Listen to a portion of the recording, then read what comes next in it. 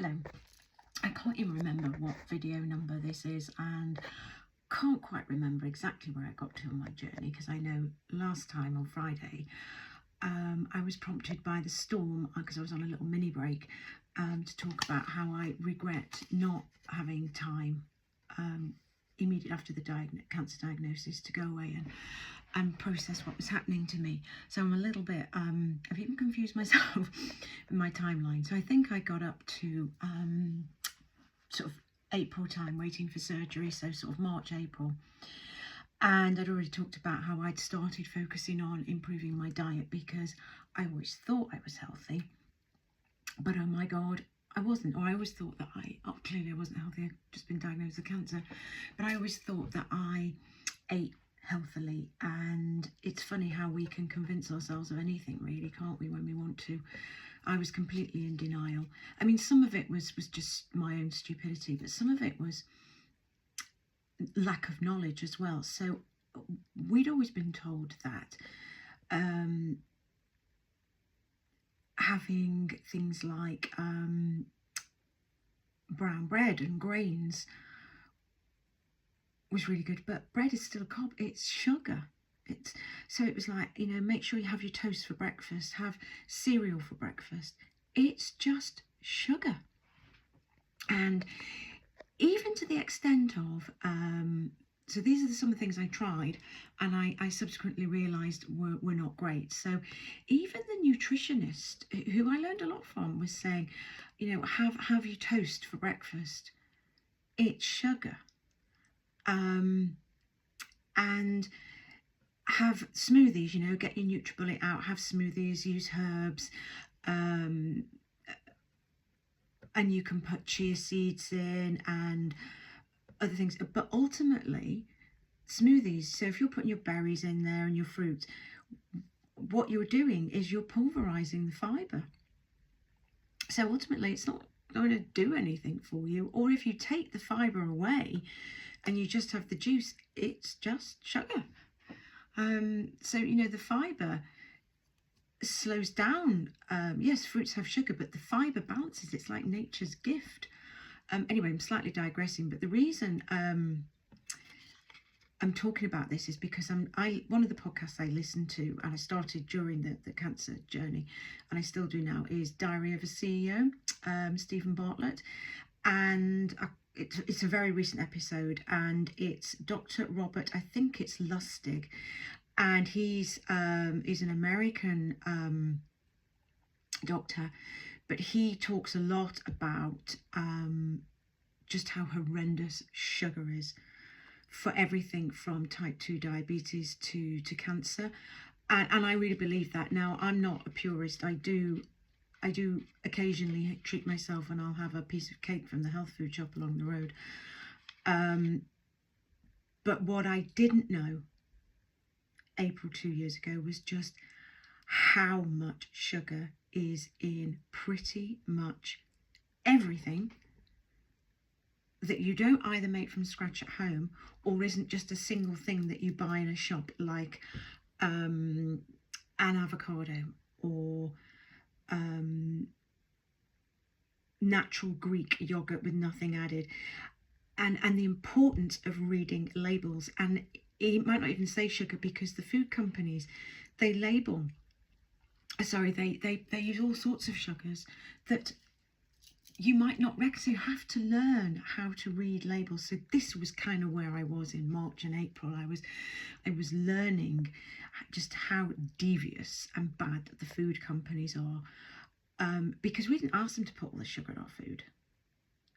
They did it. And they have scientists who look at what they call the sweet spot of where this goes ding, ding, ding, ding, ding, ding, and all the pleasure centers in the brain, so that we will eat more of it. Why do we think we've got an obesity crisis? I mean, I don't mean to sort of fat shame anybody, but I'm seeing, even just walking around where I live, I see more and more children carrying too much weight. I mean, this was rare when I was at school. It was very rare to see overweight children, really rare. But anyway, putting that aside, so that was the journey I was starting, because I was having these smoothies sort of April, May. I now don't. If I eat fruit, I'll have like a kiwi and I'll eat all of it. Or I'll have 1 or 2 dates and I'll eat all of it. But I don't pulverise, I don't make smoothies, I don't buy smoothies when I'm out. Or juice. Oh my God, do not buy cartons of orange juice from the supermarket and think that you're doing yourself a solid. It's just sugar. Don't have cornflakes for breakfast, for God's sake. It's just sugar. But what I was learning was about good fats, like full fat natural Greek yogurt with nothing added. So I have a Yo Valley and I put organic blueberries and raspberries in, or maybe 1 or 2 dates occasionally. So that's kind of where I was. I was trying things, not necessarily knowing how bad. I was still thinking that brown rice was good for me. I later learned it's just sugar. I was still drinking alcohol. I'll cover that separately. In fact, I over the Easter period of that time, I think I went to Birmingham and I met up with some of my husband's former work colleagues, and I got pretty wasted. And I now look back and I'm absolutely horrified at what I did. But anyway, maybe it was helping me process things at the time. But I was just starting to learn about the keto diet. And the reason I'm talking about this today is because listening to this Diet of a CEO podcast with Dr. Robert Lustig, God, I hope I'm pronouncing this right. And he's a huge fan of the keto diet and intermittent fasting. And I was just starting out on this journey, and I learned about it from Davinia Taylor, who I just came across. She just popped up in my feed on Instagram. And I was intrigued because I thought, oh God, I used to watch Hollyoaks when you were playing the role of Jude, which is a long time ago. And I always really liked her character, so I was sort of intrigued and thought I'd find out a little bit more what she's doing. Started to understand that she completely turned her life around in terms of what biohacking and diet.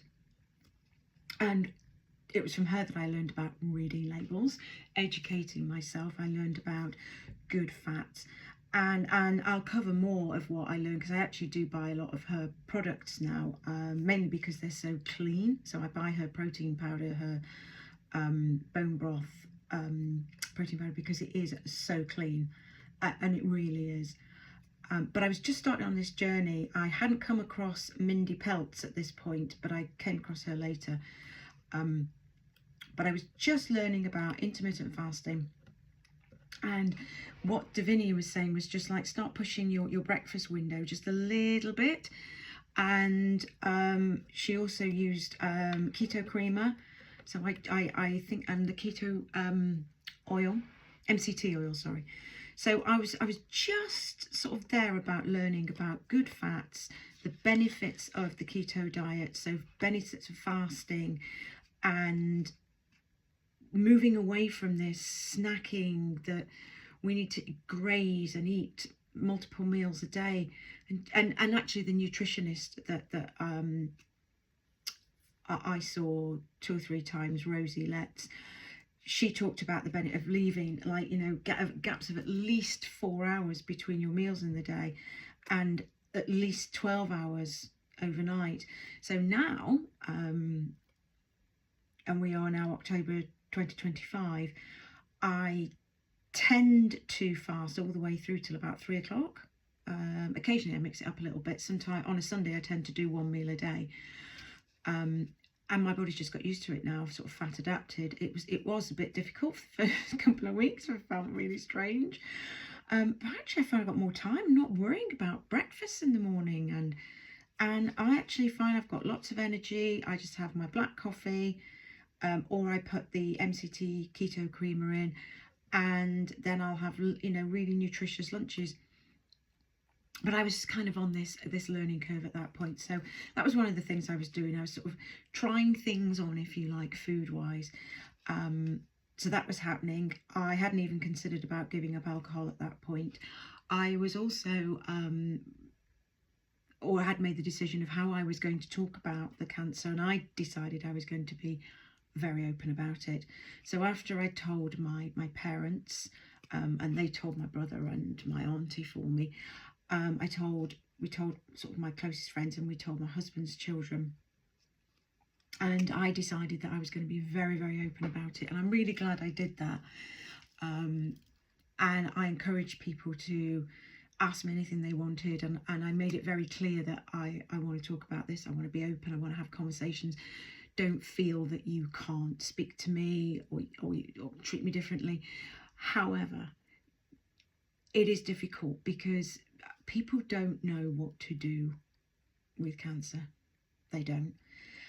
And no matter how open I was and public about it on social media, there were people who I could see that they didn't quite know how to speak to me, so they would either avoid me, you know, they might see me in a bar or see me in the supermarket, and I could just see it was like I could hear it. I don't know what to say, so I'll just avoid her.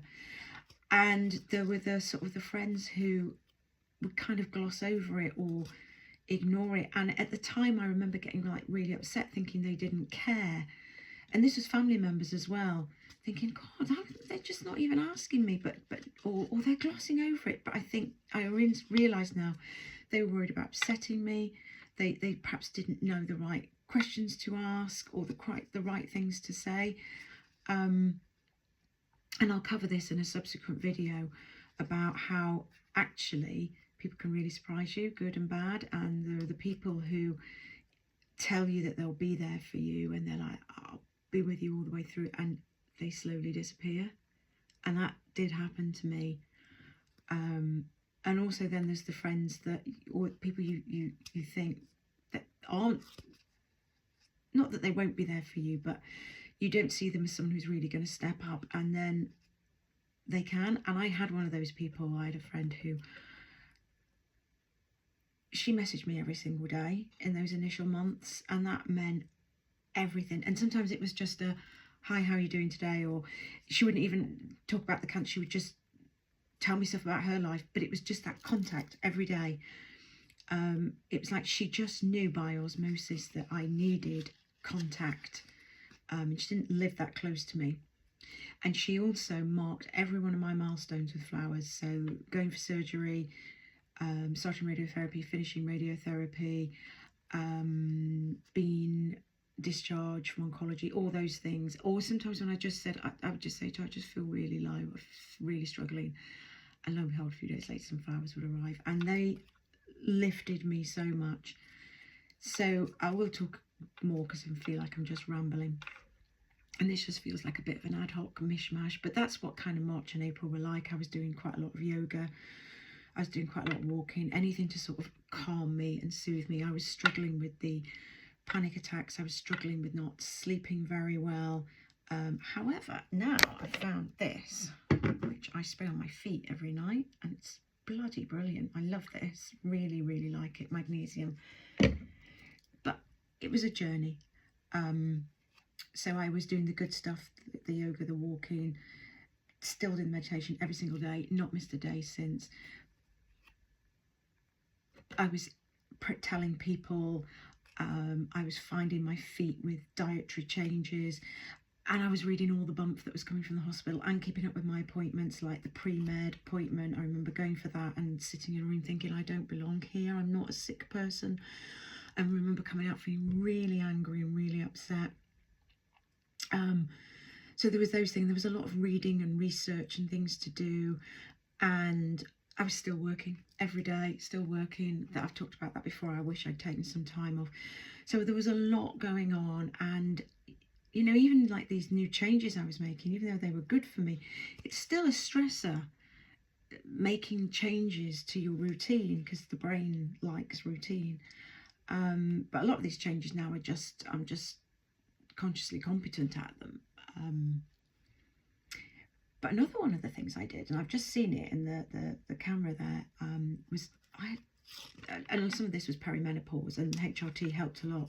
But I struggled quite a lot with sleep. I'd wake up a lot, and I realised that, so I've got blinds that you can see the dot red, but they don't sit in the recess of the window. So light would come in, and I live in the city, so there's a lot of ambient lighting, and there's a school not far from me, and often the cleaners will leave the lights on, and it can really impact. So my husband got me these if you can see them. They're like blinds that sit in, they're blackout blinds that sit in the recess of the window. So when I pull those down and then I pull the whatever blinds they're called, the Roman blinds down on top, it's like a cave. It really is like a cave, and that's how we're supposed to sleep. So that was another little hack, just like improving my sleep. So yeah, just a few sort of little bits there of I was finding my way with food, I was doing all the good stuff with the meditation and yoga and walking, struggling with panic attacks. So I was utilising my sort of toolbox from TMS and, you know, perceived danger pain, which I've talked about on many of the other videos. And all of this was, oh, and sort of like getting ready to quit vaping, and I've done a whole video on that. And that's basically kind of where I was at, and I was sort of getting used to having to have conversations with people and getting used to people treating me a little bit differently, good and bad. And I'll sort of cover the whole friendships, the importance of it, and all of that in another episode. But yeah, so that's kind of what things were looking like in March and April in the lead up to the 28th of April, which was my surgery day, and I'll talk about that another time as well. So that's it for today.